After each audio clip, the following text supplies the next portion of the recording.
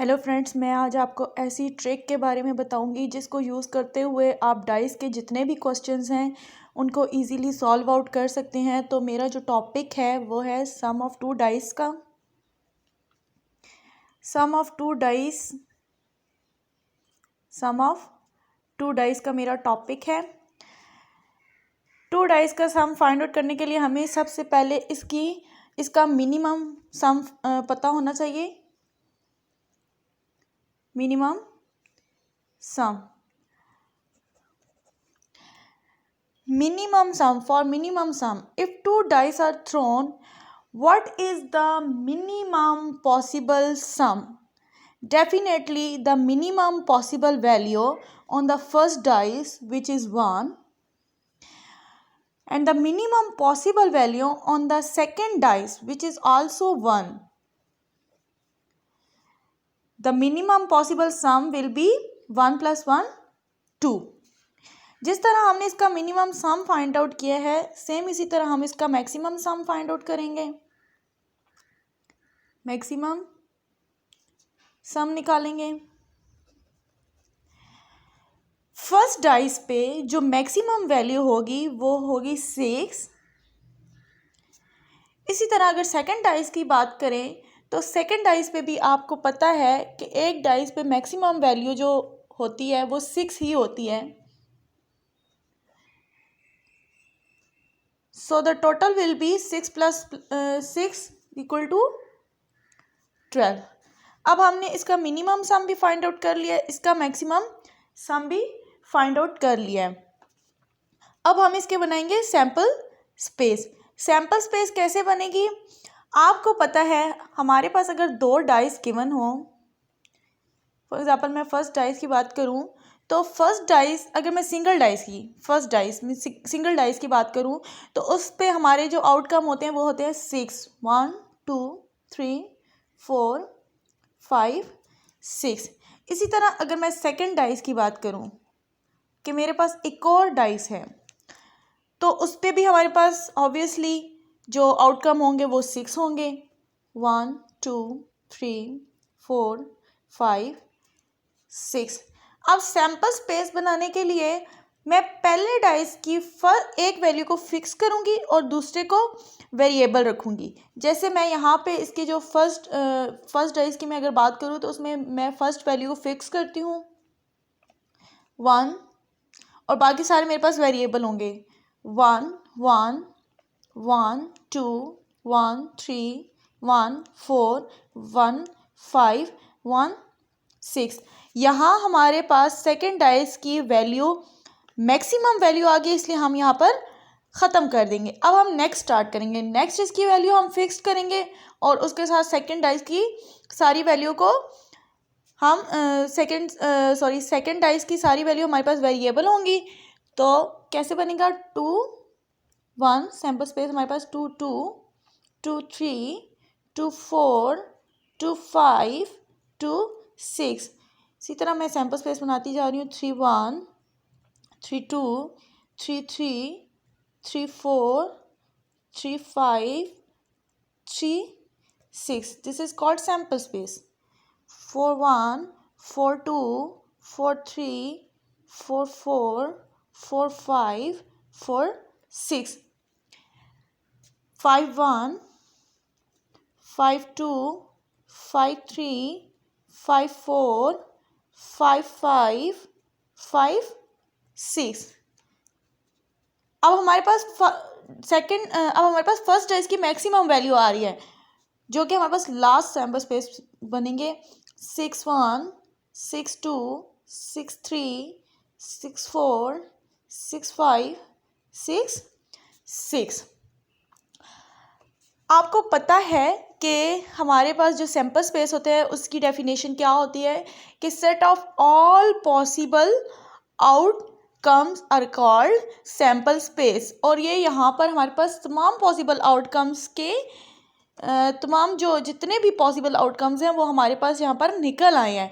तो this is called a sample space. अब यहाँ पर हमने सम ऑफ टू डाइस की बात की थी, यानी दो डाइस का सम। दो डाइस के हमने आउटकम तो निकाल लिए हैं लेकिन यहाँ पर हमें उनके सम की ज़रूरत होगी, हम सम निकालेंगे तो हम उसके ज़रिए इसकी प्रोबेबिलिटी निकाल सकते हैं। जी यहाँ पर जैसे मैं अभी आपको बताऊंगी 1 + 1 विच इज़ 2, 2 1 3 4 5, ये हम सम निकाल रहे हैं, दो डाइस का सम निकाल रहे हैं हम। 5 1 6 7, 3 4 5 6 7 8, 4 5 6 7 8 9, 4 + 1 5 6 7 8 9 10, 6 7 8 9 10 11, 7 8 9 10 11 12. Here it is show the maximum sum and here it is show the minimum sum.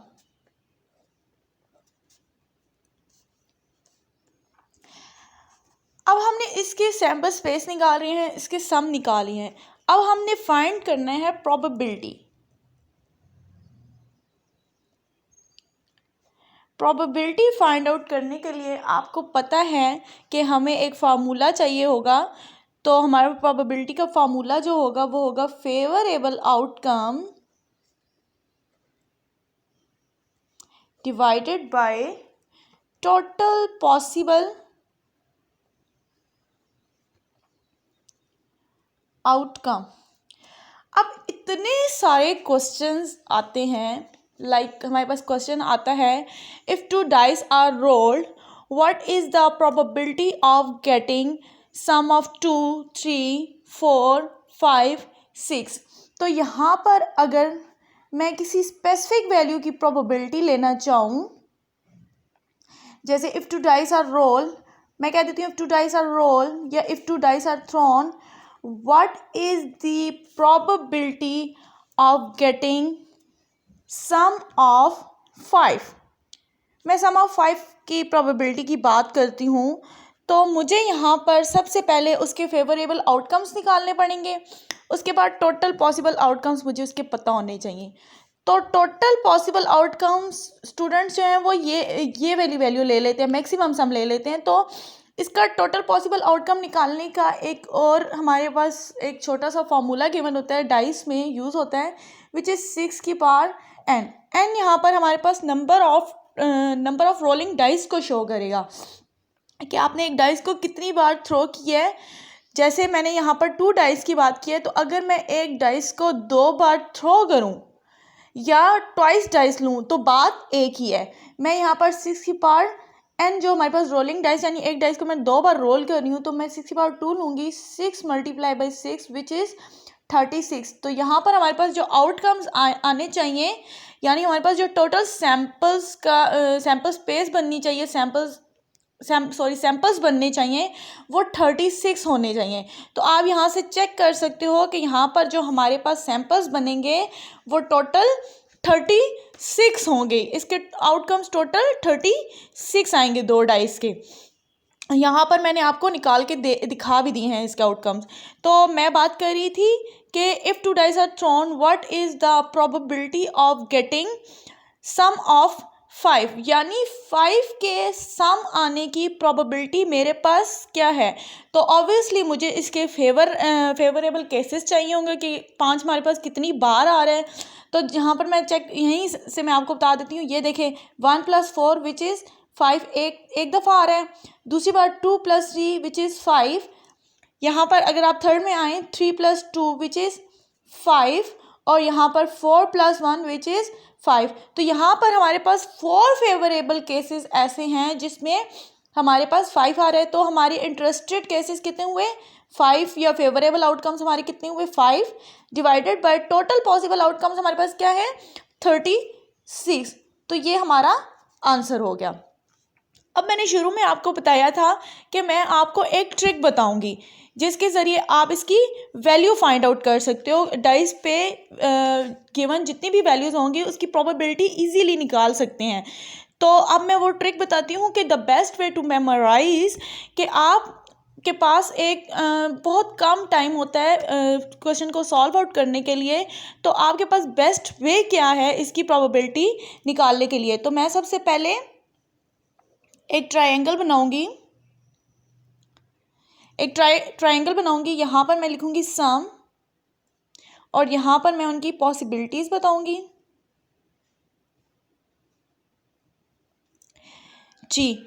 तो आपने देखा कि सम ऑफ टू डाइस के जो हमने यहाँ पे सम निकालनी है, यानी 2 3 4 5 6 7 8 9 10, ये हमारे पास 12 तक वैल्यू जा रही है। मिनिमम वैल्यू इसकी 2 है और मैक्सिमम वैल्यू इसकी 12 है, यानी 2 से मैं स्टार्ट करूँगी। 2 3 4 5 6 7 8 9 10 11 12। अब ये मेरे पास कितनी टोटल वैल्यूज़ बन रही हैं? 1 2 3 4 5 6 7 8 9 10 11। तो मैं हाफ वैल्यू को एक तरफ कर देती हूँ, हाफ वैल्यू को दूसरी तरफ कर दूंगी। 1 2 3 4 5 एक तरफ कर दिए, 1 2 3 4 5 वैल्यू मैंने एक तरफ कर दिया है। तो मिडल वन वैल्यू मेरी क्या आ गई? 7 को मैं यहाँ पे टॉप पे लिख दूंगी। मैक्सिमम जो वैल्यू मेरे पास या मैक्सिमम सम आएगा वो 12 है, उसको मैं यहाँ पे लिख दूंगी। और मिनिमम सम मेरे पास 2 आ रहा है जिसको मैं यहाँ पे लिख देती हूँ। अब जो मेरे पास बाकी वैल्यूज़ रह गई हैं मैं उनको यहाँ पे लिखूँगी। 2 3 4 5 6 7 मेरे पास ऑलरेडी मौजूद है। 8 9 10 11। यहाँ पर मैं उनकी पॉसिबिलिटीज़ बता रही हूँ कि 2 आने की हमारे पास कितनी केसेस होंगे, या 2 आने के हमारे पास कितने चांस हैं, या 2 आने के 2 के हमारे पास कितने फेवरेबल केसेस बन रहे हैं। तो आप यहाँ से देख सकते हो कि 2 मेरे पास यहाँ एक ही बार आ रहा है, तो मैं लिख दूँगी 1, ये एक दफ़ा आया, 2 3 4 5 6, देन रिड्यूस इट 5 4 3 2 1। ये हमारे पास सम आ गया और ये हमारे पास उसकी पॉसिबिलिटी या पॉसिबल केसेस, फेवरेबल केसेस आ गए हैं। अब जैसे मैंने आपको ऊपर बताया कि if 2 dice are rolled what is the probability of getting sum of 5। तो मैंने यहाँ पे आपको दिखाया भी इसकी प्रोबेबिलिटी निकाल के कि 5 के फेवरेबल केसेस हमारे पास 1 2 3 4 बन रहे हैं। तो आप यहाँ से चेक कर सकते हैं कि देखें 5 के फेवरेबल केसेस या इसकी पॉसिबिलिटीज़ हमारे पास कितनी आ रही हैं? 4 बन रही हैं। और इसके टोटल आउटकम्स कितने होंगे? टोटल आउटकम्स इसके 36 होंगी। जैसे मैंने ऊपर फॉर्मूले में बता दिया आपको, 6 की पावर n, यानी n हमारे पास नंबर ऑफ रोलिंग डाइस को शो करेगा यहाँ पर, क्योंकि हम डाइस की बात कर रहे हैं। तो यहाँ से आप निकाल सकते हो हाई वैल्यू की पॉसिबिलिटी या उसकी प्रोबेबिलिटी इजीली निकाल सकते हो। अब हमारे पास इतने सारे, जैसे मैंने आपको शुरू में बताया, इतने सारे क्वेश्चन आ जाते हैं। Give 2 dice are thrown, what is the probability of getting sum of 5, sum of 6, sum of 9, sum of 10। Sum should be even number. Even number mean 2 4 6 8 10 12, और sum should be odd number mean 3 5 7, और sum should be even, sum should be odd. तो आप यहाँ से इसके easily values निकाल सकते हो। जैसे यहाँ पे आपको मैंने यहाँ पे बताओ, अगर मैं यहाँ से वैल्यू निकालना चाहूँ कि इसकी possibility what is the possibility और what is the probability of getting sum of 5 which is 4 by 36। Probability क्या बनेगी हमारे पास? 5 आने के कितने चांसेस हैं? 5 आने के कितने चांसेस हैं? 4 बाय 2 3 4। सॉरी, मैं यहाँ पे गलती कर गई हूँ। यहाँ पे मेरे पास 4 केसेस बन रहे थे, 1 2 3 4, और मैंने 5 लिख दिया। 4 बाय 36 और 4 बाय 36। इसी तरह अगर आप कोई और चेक करना चाहो, जैसे मैं कह देती हूँ कि आप 4 के चेक करना चाहो कि 4 सम ऑफ 4 आने के हमारे पास कितने केसेस हैं, तो 1 + 3 विच is 4, 2 + 2 which is 4, 3 + 1 which is 4।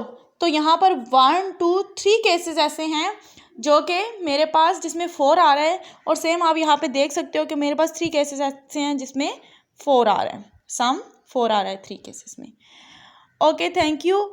I hope आपको इस वीडियो से बहुत हेल्प मिलेगी।